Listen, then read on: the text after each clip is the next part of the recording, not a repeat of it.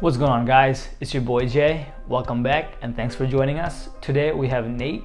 He's a plant manager for a hydraulics company. So let's sit down with him and see what he's got for us.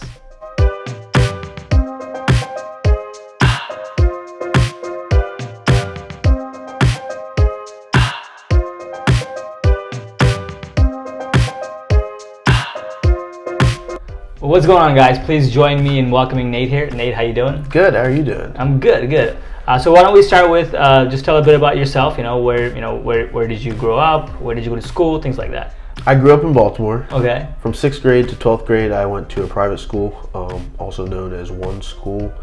It's a worldwide school, which we actually mostly do virtual classes. Oh, okay. Yeah, that's so pretty cool. it's So pretty you were used to interesting. virtual classes before, like this whole thing. Yeah. Like my siblings went to virtual schooling, and so you do classes with people like around the globe. You know, they try and match time zones, so you get like that different perspective. That's pretty cool. You don't know where your teacher's going to be from until like the What? beginning of the year, and then they're like, "Hey, you get a teacher from Ohio or from the Caribbean or whatever." It's very interesting. Okay. But yeah, so I went to that private school from 6th grade to 12th grade, and then started working right out of high school. Okay. I've had 2 previous jobs. I never really worked while I was in high school. Once I got out of it, I had a job where I more or less managed a small warehouse by myself. I was the only employee in the warehouse. Okay. So I did a lot of packing, shipping, making sure shipping, receiving, I handled all that. And so did that for about a year, and then from there I moved on to Performax, which is where I met you. Yep. There I mainly just did shipping, receiving. That's all I did. Okay. That was like when I got my chance to sort of step back from actually having a whole lot of responsibility to having like people tell me what to do, which I felt benefited me in the sense that I knew what it was like to have a lot of pressure, and then I saw what it was like to not only not have a lot of pressure but be part of a workforce where, you know, I saw how pressure was translated from somebody in authority down to the guys on the shop floor. And, you know, that dynamic, I just saw it from a different angle, because before I was mainly managing myself, so I never really got to see the sort of push-pull dynamic. And so I worked there for about a year and some. I worked at Performax for about a year and some, and then I moved to Mac Hydraulics, which is where I work now. And I originally was hired just to be like an office hand assistant, mainly for entering data, answering phone calls. Right. Not really super involved. And as that progressed, Now you're a plant manager. now I'm plant manager. That's awesome, man. Yeah, it was very cool. So what was the process like as you were kind of going up the ladder? I know it was kind of quick for you because, you know, it's a smaller business, and like the owner saw a lot of potential in you. So he kind of like, as you took on responsibility, he kind of made you the main guy. Yeah, I mean that's one of the benefits of working for a smaller company is that you have that added visibility. Right. They saw that in me, and they Right.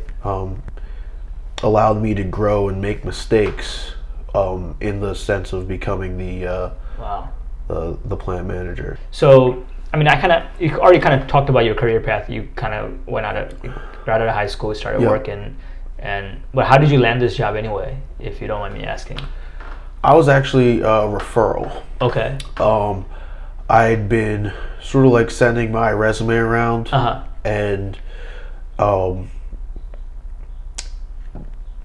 somebody who I sent my resume to actually forwarded it on to my current employer, and was like, "Hey, I think he's going to be a good fit." Right.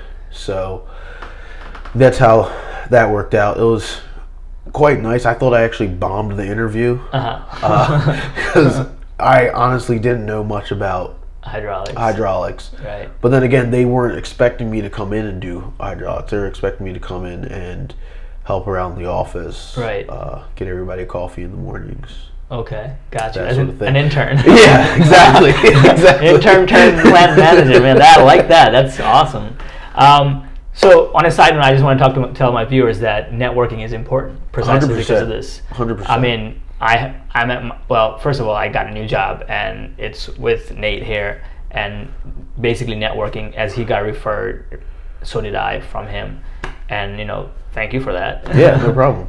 So I think, and I forget, I did some research around that, and there's a very high percentage of jobs that people are getting is literally from networking. So Yeah. it just goes to show that, having that conversation, keeping in touch with folks, putting yourself out there goes a long way, because you never know what leads to an opportunity. So in terms of your day to day, how does that kind of look, if you don't mind, like walking through? First thing you go in the morning, and what do you usually work on a regular basis? First thing I do normally when I walk in the morning, is I go over a list of jobs that we have for the day. And by jobs you mean like orders or like different open repair projects. Okay, perfect. For the customers. Okay.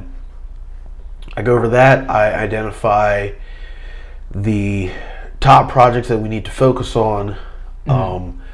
I try and schedule those based on the available workforce that I have for the day. I plan around promises that customers have. I check my emails to make sure anything hasn't became a higher priority, more urgent, and then I bring all the whole shop together for sort of like a morning huddle where we basically go over top 5 issues that I want them to focus on for the day. Then everybody breaks, and I follow up individually just to make sure that everybody knows what they're going to be doing for the day, and there isn't anything last minute that I could help them out with. Gotcha. And then I generally come into the office, and I start working on quoting projects, and that would be figuring out what needs to be ordered, pricing that out and adding in lead times. And then I also work along with the delivery driver on when things are going to be. Gotcha, because there's the part of that. There's the projects that are finished Right. that need to be then delivered. Wow. So I work with that as well. And then, of course, there's just the other manager side of it where you're dealing with people. And so if there's anything that needs to be addressed, I generally try and pull them aside maybe sometime in the morning to talk to them over different issues that they've been having or whatever. Gotcha. The day starts that sort of way, and then I kind of just go with whatever ends up being urgent. I don't like working that way, and hopefully that changes, in the near future. But a lot of times it's I follow up with the customers, make sure they understand what's going on with their product, and then from there, whether it's I work on organizing things as far as like purchasing, and incoming projects. So I'm generally there to answer a lot of questions, and throughout the day I'm constantly entering quotes and having dialogue with the customers, whether that's through email or through phone calls. Gotcha.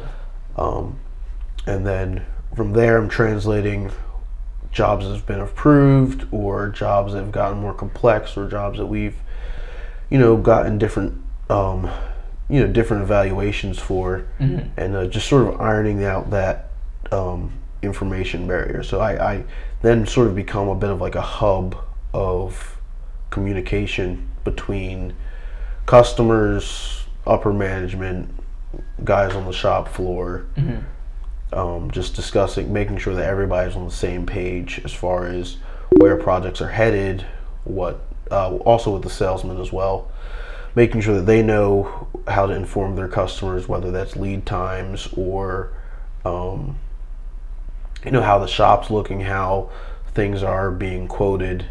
So I tend to be a bit of like an information hub. Gotcha. Just getting information, passing it on to whoever needs to know. Okay, that sounds good. Yeah. In terms of, what do you enjoy the most about your job?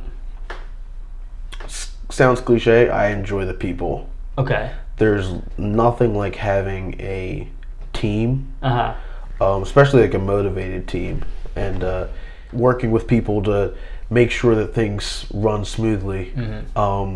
That I feel like often get overlooked. It's not strictly just delegation. Right. You're kind of coaching people to succeed. Right. Just like you've been coached to kind of succeed. Exactly. It's passing that forward. Right. It's great. So on the flip side of it, what do you least enjoy about the job? Dealing with people. No, I mean, the flip side, probably the thing that I don't like the most is constant interruptions. Okay. People are coming to you to report, so I can understand that. People are coming to me to report, and during some of the busy periods, I'll have like 3-4 people lined up at my desk, and it's like, okay, so the reason why I'm not talking to them is because I'm on the phone to a customer. Right. I also have like 7-8 emails that I need to respond to. Jeez. Quotes to send out, and then there's like 3-4 people waiting with questions. It's like, I don't know when I'm going to finish anything. So a lot on your plate. Being able to balance that, it gets pretty stressful. Sometimes I wish like I could just like, lane closed, find another register. That's fair. So if you could change something about, in terms of your career trajectory, Yep. I mean, it seems like you're doing great. Would you change anything, or would you kind of keep it the same? And if it was something you would want to change, what would it be? If I could change anything about my career trajectory, I mean, I've always wanted to own my own company. Well, you still have time. You're only like 21, so there you go. Yeah, I still have time. I mean, you have time till you're 50 something. Right, I mean, exactly. You still have time after that. Right. Shout out all my 51-year-old entrepreneurs. I just, yeah, I mean, that's my end goal. Well, I think that's all the questions I had for you today. Well, thank you so much for your time. I appreciate it, and I'm sure our viewers will be in touch with you in the comment section. So if they have any questions, please help them out. Yeah, will do. All right, thanks again. Yeah, thank you very much, Jay. If you are interested in a specific career path or know someone who'd like to be interviewed, please email us at askalutely@gmail.com. That's basically absolutely without the BS.